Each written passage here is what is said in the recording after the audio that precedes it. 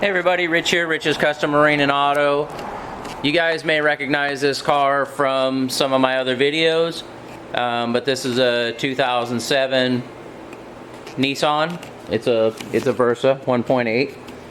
I'm gonna run through real quick with you guys the oil change procedure on this car.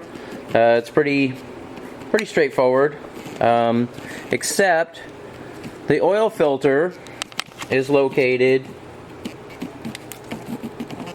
way down in there, and you can kind of see it. I'm not able to zoom in, but the white cap down there is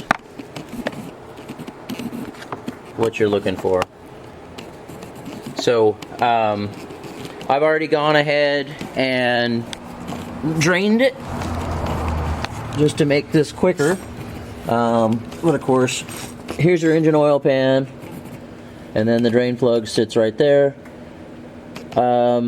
It's a 14 millimeter, so we're gonna go ahead and we'll put that drain plug back in.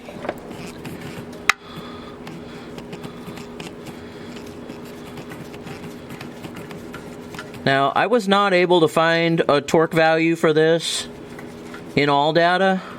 Most of these get torqued to somewhere between 20 and 35 foot-pounds. This is looks like a stamped pan, so 20 I would say is probably plenty on that.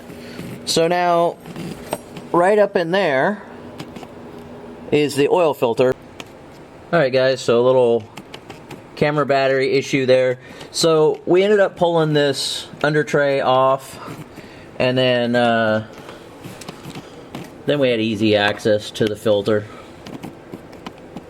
So we got that changed out, and we won't show putting that tray back up because it's actually just those 10 millimeter headed bolts. So now we're ready to add the oil up top here, and this car calls for 4 1/8 quarts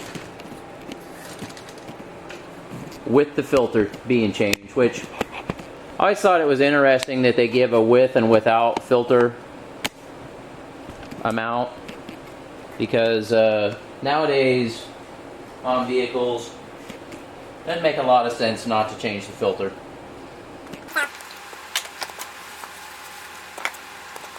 The filter we used on this is a 1358 or a 51358 if you had a Wix.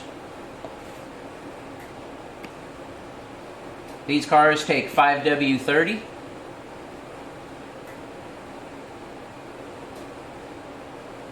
I did not see a spec for requiring synthetic, but don't quote me on that. There may be.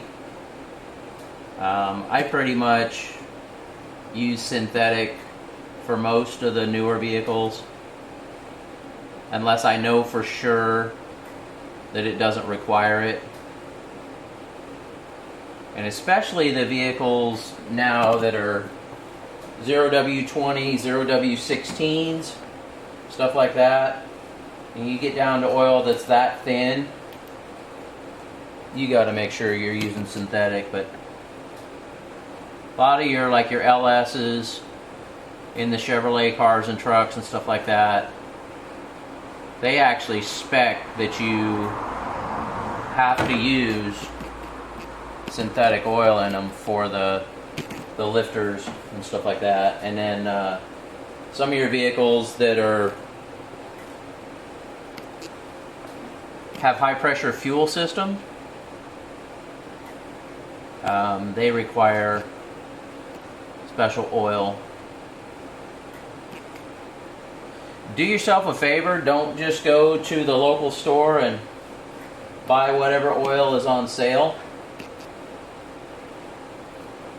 Make sure you actually research what spec of oil your car needs.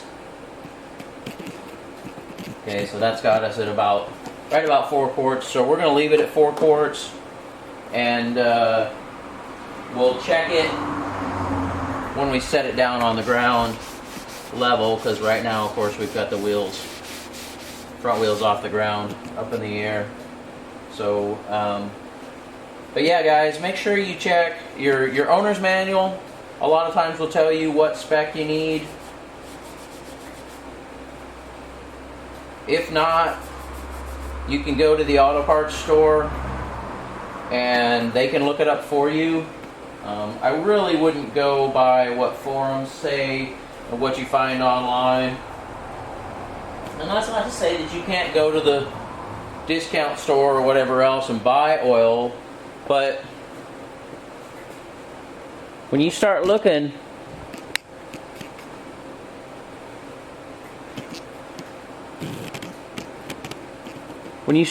at these jugs of oil and you start reading, you know, all of these specs,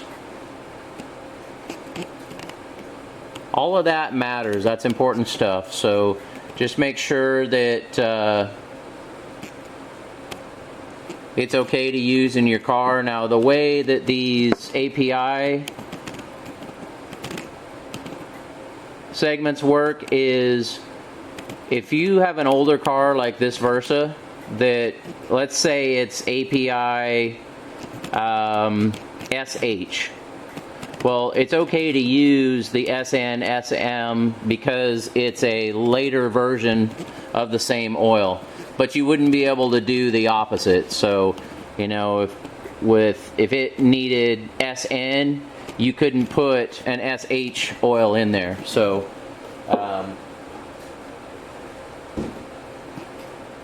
another real quick thing I'll throw out there is when you guys are changing your oil, whether you do it or you have somebody do it, it doesn't really matter.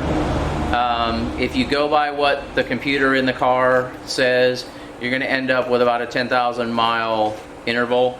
I know that everybody says, the manuals say, it says online, it says on TV that it reads how you drive the vehicle and it decides when the oil needs to be changed. That's really not true. It's pretty much just a 10,000 mile interval is what they have you changing the oil at.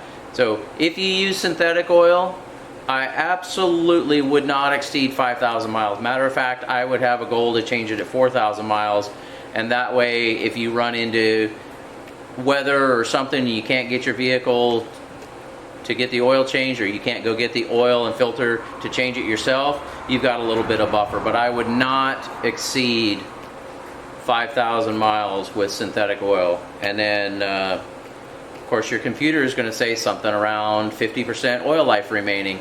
I would just ignore that and more worry about sticking to under that 5,000 mile mark. And if you do have a vehicle that can use non-synthetic oil, I'd really stick to the old adage of staying around 3,000 miles with that, because it's just cheap insurance, guys. Your car is going to last longer, your engine's going to last longer, and you're going to be happier.